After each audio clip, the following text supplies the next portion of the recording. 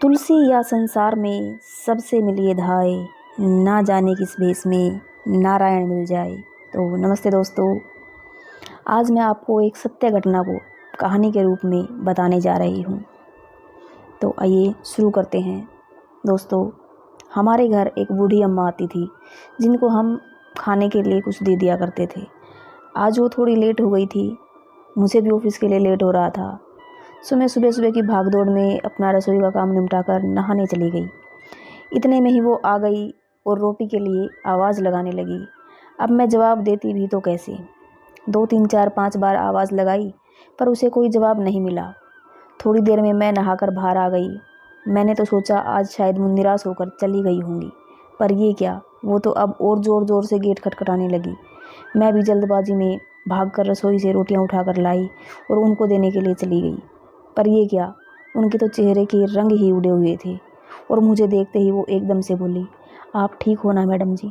मैं जल्दी में तो थी, पर फिर भी मैंने पूछ ही लिया। हाँ, मैं तो ठीक हूँ, क्यों, क्या हो गया?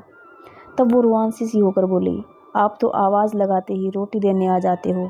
आज इतनी देर तक आप नहीं आई तो मुझे चिंता हो गई। गेट बंद होता तो मैं चली भी जाती, पर गेट खुला देखकर और आपका कोई जवाब ना आने पर मैं डर गई थी। अंदर भी तो नहीं आ सकती मैडम, कोई देखता तो चोर ही समझ लेता। वो एक सांस में बोले जा रही थी और मैं आवाक सी उसके चेहरे की तरफ देख रही थी कि अब मैं बोलूं भी तो क्या बोलूं। क्या मेरा एक छोटा सा नित्य का व्यवहार भी मेरे लिए इतने मायने रखता है? कभी कुछ ना हो मैडम जी आपको, इतना कहकर वो रोटी लेकर आगे चल दी। मैंने उसे रोटी देते वक्त पहले कभी भी किसी प्रकार की कोई ज़्यादा बात नहीं की थी। वो बुज़ुर्ग है, इसलिए 1-2 बार उसको खाने को दिया, फिर बस वो धीरे धीरे उसका रूटीन बन गया। पर आज तो उस अनजान शख्स की परवाह ने मेरा दिल ही जीत लिया।